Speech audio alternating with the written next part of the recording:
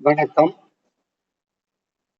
2024ஆம் ஆண்டு நடைபெற்ற அரச பரீட்சை வினாத்தாள் ஒன்றின் இறுதிப்பக்க 5 வினாக்களுக்கும் விடை வழங்குகின்ற முயற்சியில 40 வினாக்களுக்கும் விடை வழங்க இருக்கின்றேன். இப்பொழுது முதற்கட்டமாக 5 வினாக்களுக்கு விடை வழங்கிவிட்டு மிகுதி வினாக்களுக்கும் விடை வழங்குகின்ற விளக்கம் வழங்குகின்றேன். ஏன் இப்படி வழங்குகின்றேன் என்றால், பலரும் இந்த வினாத்தால் கடினம் என கருதுகின்றார்கள். நிச்சயமாக இது கடினம் இல்லை. தொடர் பயிற்சியில் ஈடுபட்ட பிள்ளைக்கு இது இலகுவாக இருக்கும். அப்ப அந்த தொடர் பயிற்சி வழங்குவதற்காகத்தான் நான் ஏனென்றால் இந்த பரீட்சை உண்மையிலேயே வறிய பிள்ளைக்கு தான் ஒரு வரப்பிரசாதமாக அமைய முடியும். பணக்காரர் செல்வந்த பிள்ளைகளுக்கு அல்ல. செல்வந்த பிள்ளை ஏற்கனவே முன்னணி பாடசாலையில் படிக்கும், அதுக்கு பரம நிவாரணமும் தேவையில்லை. இது ஒரு வறிய பிள்ளைக்கு முன்னணி பாடசாலையில் அனுமதி கிடைப்பதும் வறிய நிவாரணம் கிடைப்பதும், வறுமை நிவாரணம் கிடைப்பதும், அதாவது பல்கலைக்கழகம் முடிக்கும் வரைக்கும் அந்த நிதி கிடைக்கும். அப்ப உண்மையிலேயே இந்த பரீட்சை வறுமையில் கோட்டுக்கு கீழே இருக்கிற பிள்ளைக்கு தான் பயன் தரும் என்பதால குழந்தைகளை ஆர்வத்தோடு நான் இப்ப அதிகாலை வகுப்புகள் 5 மணிக்கு நடத்துகின்றேன். 5 மணிக்கு பிள்ளைகளை எழுப்பி விடுவது மனக்கஷ்டமாக இருக்கின்றது என கருதுவீர்களாக இருந்தால் அவர்கள் அப்படியே இருக்க வேண்டியதா. அவர்கள் 5 மணிக்கு எழுப்பி படிக்க பழக்கி அவர்களை உற்சாகப்படுத்தி அவர்களை வசியம் பண்ணி பிள்ளைகளை இந்த படிப்பின் கல்வியின் முக்கியத்துவம் வழங்கப்படுத்தி அவை படிக்க பண்ணுவீர்களாக இருந்தால் இது பயனுள்ளதாக அமையும். ஆயினும் அந்த காலை வகுப்பில் 100 பேர் தான் அனுமதிக்கப்படுவார்கள். ஆனால் நான் நிறைய பிள்ளை அனுமதிக்க வேண்டி இருக்கின்றது என்றால் சில பிள்ளைகள் 100 பேர் மாத்திரம் நான் நிப்பாட்டுவனா இருந்தால் வகுப்பில் 50 பிள்ளை இருக்கும், 50 பிள்ளை வராமல் இருக்கும்.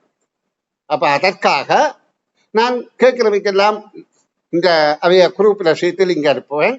அவர்கள் இணைந்து பயனடையட்டும். இப்ப கேள்விக்கு வருவோம். 36வது கேள்வி, கூடுதலான பிரதேசம் நிலத்தப்பட்டுள்ள ஒரு யாது என்றது கேள்வி. ஆனா இந்த கேள்வியிலே ஒரு விஷயம் இருக்கின்றது என்றால், இப்ப இது பாடத்திட்டத்தை தழுவாமல் வெளியே சென்று விட்டது என்று கடந்த காலங்களில் நடந்த பரீட்சையில அந்த பரப்பளவு சார்பான விடைக்கு பிழையான விடை அளித்திருந்தாலும் புள்ளி வழங்கும்படி அறிவுறுத்தல் வழங்கப்பட்டது. அதே போல இதுவும் பரப்பளவு சார்பான கேள்விதான். ஆயினும் கேள்விக்கான விடை விளக்கத்தை நாங்கள் தெரிந்து கொள்வதிலே ஒரு தவறும் இல்லை. இப்ப கூடுதலான பிரதேசம் நிறுத்தப்பட்டுள்ள ஒரு யாது என்று கேட்கப்படுகின்றது. இங்கே ஒவ்வொரு நெய்யறியும் 6 தர 6 என்று 36 சிறிய சதுரங்களாக இருக்கின்றது. அந்த சிறிய சதுரங்கள்ல எத்தனை சதுரங்கள் நிலத்தப்பட்டு இருக்கின்றன என்பதை நாங்கள் கணக்கிட்டு பார்க்கும் போது 8 சதுரங்கள் நிலத்தப்பட்ட முதலாவது உருவே விடையாக அமையும். அதாவது முதலாவது உருவில 8 சதுரங்கள் நிலத்தப்பட்டிருக்கின்றது. அப்ப அதுதான் விடையாக அமையும். அதாவது இது 8 சதுரம், அடுத்தது 7 சதுரம், அடுத்தது 6 சதுரம். அப்ப நான் இதை விளக்கம் தருகிறேன் பாருங்கள். முதலாவது 8 சதுரம் என்று எவ்வாறு கூறுவேன் என்றால், இது ஒரு 2 பாதி சேருகின்ற போது ஒரு முழு சதுரம் நிலத்தப்பட்டிருக்கின்றது. இது 2 பாதி சேருகின்ற போது ஒரு முழு சதுரம். அப்போ 1ல் 2, அப்ப 2 படி 4ல் 8. அப்ப பொருத்தமாக இருக்கின்றது.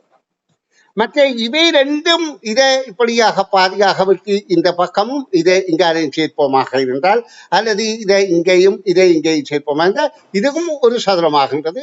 அப்போ 1, 2, 3, 4, 5, 6, 7. அப்ப இது 7. இதிலே கால் பங்குதான் ஒவ்வொரு சதுரத்திலே இடம்பெறுகின்றன. அப்போ ஒவ்வொன்றும் 4 கால் சேர்ந்தா 1. அப்போ ஒவ்வொன்றாக 6 இருக்கின்றது. அப்போ கூடுதலான பிரதேசம் உள்ளது முதலாவது விடை என்பது எங்களுக்கு தெளிவாகி விட்டது. நன்று. தொடர்ச்சியான வினாக்களுக்கு விடை வாழும் விளக்கங்கள்